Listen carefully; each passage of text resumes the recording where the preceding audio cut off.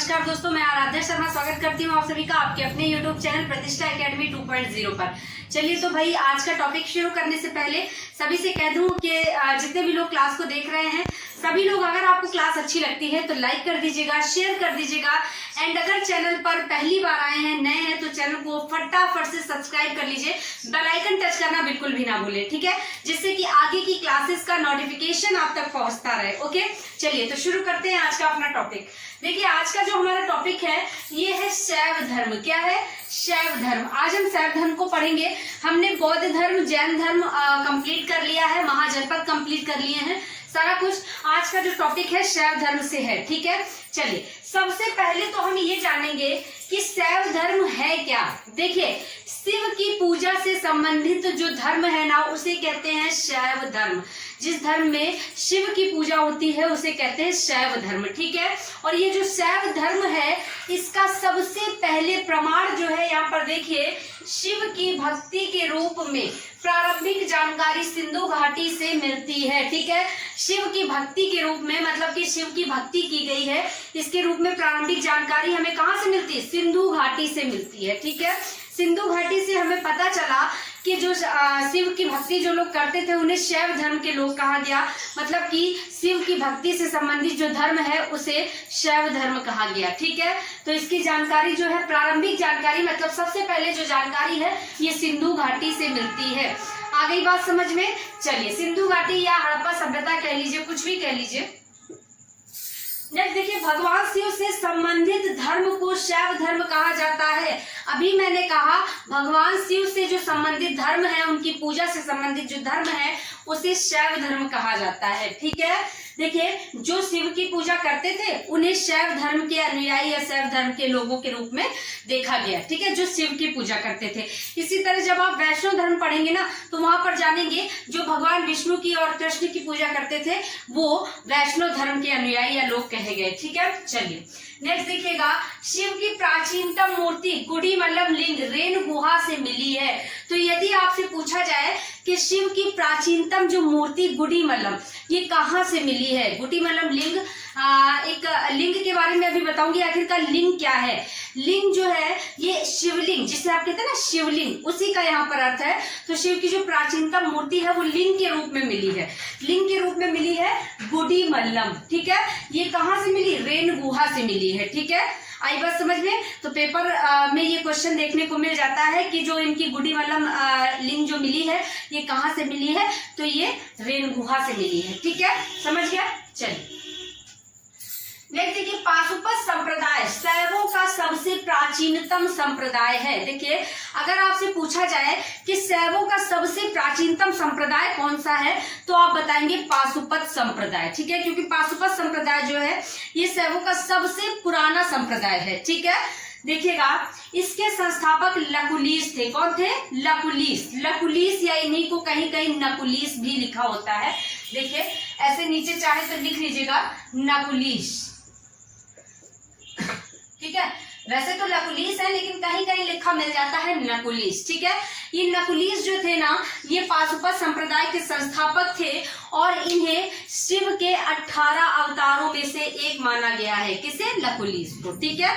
आ गई बात समझ में? चलिए नेक्स्ट देखते हैं, इस संप्रदाय के अनुयायियों को पंचार्थिक कहा गया है, ठीक है। इस संप्रदाय के पाशुपत संप्रदाय के अनुयायियों को क्या कहा जाता है?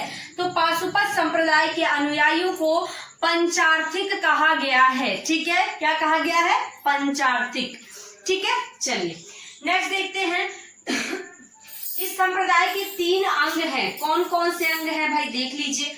देखिए पति मतलब स्वामी, पशु मतलब आत्मा और पास मतलब बंधन, ठीक है। तो पाशुपत संप्रदाय के कितने अंग हैं? 3 अंग हैं। कौन कौन से?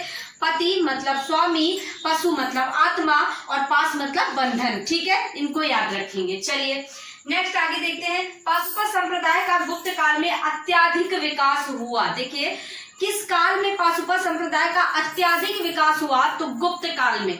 गुप्त काल में पाशुपत संप्रदाय का अत्याधिक विकास मतलब सबसे ज्यादा विकास जो है गुप्त काल में हुआ, ठीक है। चलिए नेक्स्ट देखते हैं, शिव मूर्ति और शिव जो है वो मूर्ति और लिंग दोनों ही रूपों में पूजे जाते हैं। अभी मैंने बताया था कि लिंग क्या है, शिवलिंग, जिसे आप शिवलिंग कहते हैं ना। शिव जो है ये मूर्ति के रूप में भी पूजे जाते हैं और लिंग के रूप में भी पूजे जाते हैं। देखिए लिंग जो है शिवलिंग वो इस तरह से बनी होती है ना, आप देखते हैं इस तरह से, तो उसे ही कहते हैं शिवलिंग, ये शिवलिंग होती है, ठीक है। तो इसके रूप में भी भगवान शिव पूजे जाते हैं और मूर्ति के रूप में भी भगवान शिव पूजे जाते हैं। मूर्ति की भी तो पूजा होती है शिव जी की, है ना। यही जो इसके बारे में लोग नहीं समझ पाते कि आखिरकार ये क्या अर्थ है इसका। जैसे कहते हैं कि लिंग पूजा का प्रमाण जो है मत्स्य पुराण में मिला है, लिंग पूजा का प्रमाण जो है महाभारत के पर्व में भी मिला है। तो लोग यही नहीं समझ पाते आखिरकार लिंग पूजा क्या है, ठीक है। तो ये है लिंग पूजा का मतलब है शिवलिंग से अर्थ है, ठीक है, शिवलिंग। और वैसे उनकी मूर्ति के रूप में भी पूजा होती है। देखिए यहाँ पर शिव का अर्थ क्या है, शिव का अर्थ है परम कल्याणकारी, क्या है, परम कल्याणकारी। और लिंग का अर्थ क्या है, लिंग का अर्थ है सृजन। देखिए यहाँ पर लिखा हुआ है लिंग का अर्थ है सृजन, ये देखिए लिंग का अर्थ है सृजन, ठीक है, संपूर्ण शरीर। देखिए एक शिवलिंग होती है ना, उसी में हम शिव के संपूर्ण शरीर को देखते हैं, उसी को हम शिव ही मानते हैं, शिव का संपूर्ण शरीर, उसी में संपूर्ण ब्रह्मांड की पूजा हो जाती है शिवलिंग में, है ना। क्योंकि शिवलिंग का अर्थ ही है सृजन, सृजन मतलब सृजन ब्रह्मांड, ठीक है। तो सारे ब्रह्मांड की जो रचना जो पूजा है वो शिवलिंग में ही हो जाती है। तो लिंग का अर्थ है सृजन मतलब संपूर्ण शरीर और शिव का अर्थ है परम कल्याणकारी, ठीक। चलिए नेक्स्ट देखिएगा, लिंग पूजा का पहला स्पष्ट वर्णन मत्स्य पुराण में मिलता है। मैंने अभी कहा था कि लिंग पूजा का जो वर्णन है ये मत्स्य पुराण से पहली बार, सबसे पहला जो स्पष्ट वर्णन है ये मत्स्य पुराण से मिलता है लिंग पूजा का, ठीक है। महाभारत के पर्व में भी देखिएगा आगे लिंग पूजा का प्रमाण कालीबंगा से भी मिलता है, ठीक है। कालीबंगा से भी लिंग पूजा के प्रमाण मिले हैं कि वहां पर भी शिवलिंग पूजी जाती थी, लिंग पूजा होती थी। लिंग जो आप देखते हैं शिवलिंग टाइप का। महाभारत के अनुसार पर्व में भी लिंग पूजा का वर्णन मिलता है, ठीक है। देखिए सबसे पहला प्रमाण अगर आपसे पूछा जाए कि लिंग पूजा का कहाँ से मिलता है तो मत्स्य पुराण से मिलता है, ठीक है, मत्स्य पुराण बताएंगे। इसके बाद अगर आपसे कहा जाए कि और कहाँ पर लिंग पूजा का प्रमाण मिलता है तो महाभारत के पर्व में भी लिंग पूजा का प्रमाण देखा गया है, कालीबंगा से भी लिंग पूजा के साक्ष्य मिले हैं, ठीक है। महाभारत में कई सारे पर्व है, करीब 32-36 के लमसम, तो महाभारत के पर्व में भी लिंग पूजा के बारे में वर्णन देखा गया है, ठीक है। चलिए नेक्स्ट देखिएगा, यहाँ पर मैंने लिखा है ऋग्वेद में शिव को रुद्र कहा गया है। ऋग्वेद में शिव को क्या कहा गया है, रुद्र कहा गया है। शिव से साम्य रखने वाले देवता को रुद्र कहा गया है। रुद्र शिव का जो रुद्र रूप है ना ये संहारक रूप है, मतलब कि बहुत भयंकर रूप है रुद्र रूप, जिसमें कि वो नृत्य करते हैं। शिव जी जो है एकदम बहुत ज्यादा गुस्से में तांडव करते हैं ना, तो वही रुद्र रूप है जो है ये ऋग्वेद में कहा गया है। अगर आपसे पूछा जाए कि शिव को रुद्र कहाँ कहा गया है तो ऋग्वेद में कहा गया है, ठीक है। आ गई बात समझ में। चलिए नेक्स्ट देखते हैं, दक्षिण भारत में शैव धर्म का प्रचार नैनार व अडियार संतों द्वारा किया गया, ठीक है। दक्षिण भारत में शैव धर्म सबसे ज्यादा प्रचलित हुआ, ठीक है, बहुत ज्यादा फैला, बहुत ज्यादा प्रचार विस्तार हुआ इसका। और ये प्रचार और विस्तार किसने किया तो नैनार व अडियार संतों द्वारा। अगर पूछा जाए कि दक्षिण भारत में शैव धर्म का प्रचार प्रसार किसने किया तो नैनार व अडियार संतों द्वारा किया गया, नैनार व अडियार संतों द्वारा, ठीक है। आई बात समझ में। चलिए नेक्स्ट देखते हैं, कौशिकी तथा शतपथ ब्राह्मण में शिव के 8 रूपों का वर्णन है। 8 रूपों का वर्णन मिलता है। अगर आपसे पूछा जाए कि शिव के 8 रूपों का वर्णन कहाँ मिलता है तो कौशिकी तथा शतपथ ब्राह्मण में जो है शिव के 8 रूपों का वर्णन मिलता है, ठीक है। अब ये जो 8 रूप है ना इसमें से 4 तो संहारक रूप है और 4 सौम्य रूप है, ठीक है। 4 संहारक 4 सौम्य रूप। संहारक मतलब एकदम क्रोध वाले, ठीक है, और सौम्य मतलब एकदम साधारण नॉर्मल, ठीक है।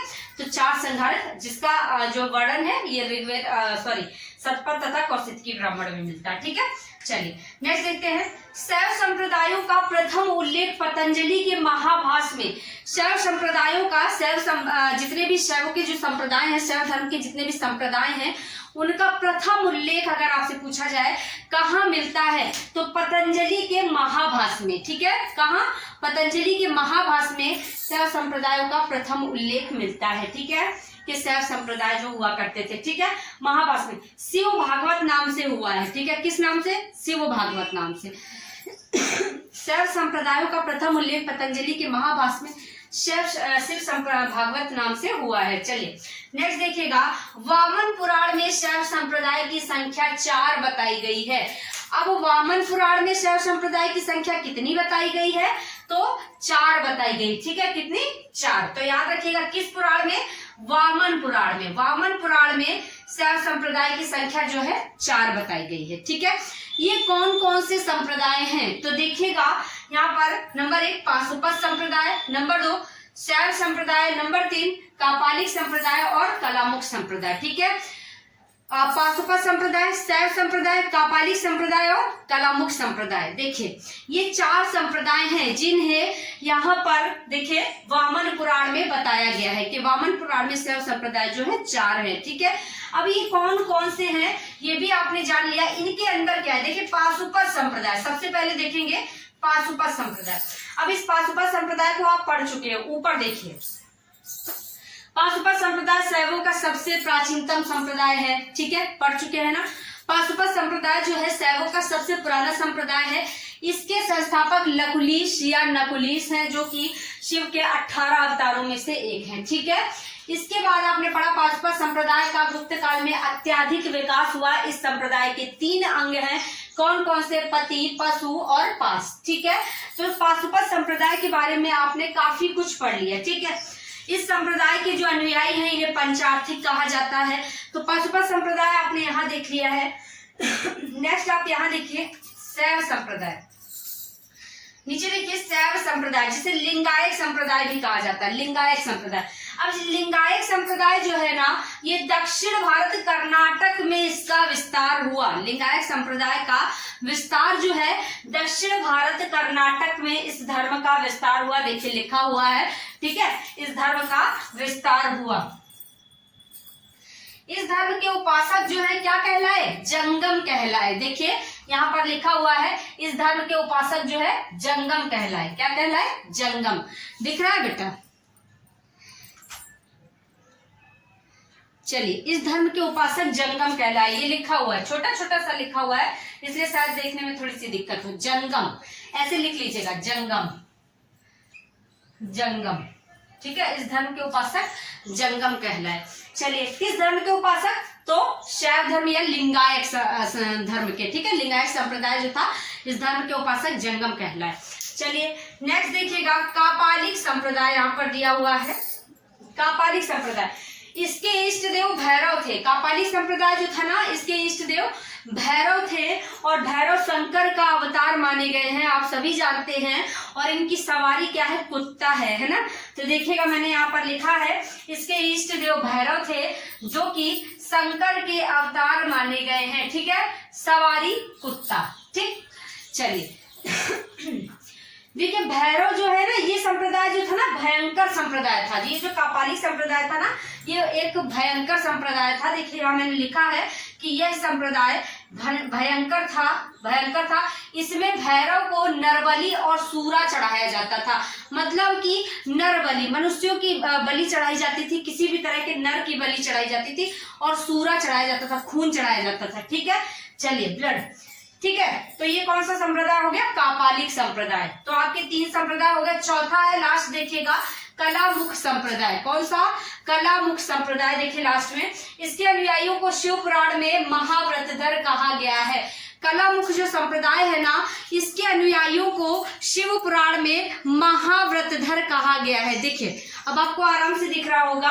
देखिए कलामुख संप्रदाय इसके अनुयायियों को शिव पुराण में महाव्रतधर कहा गया है। क्या कहा गया है?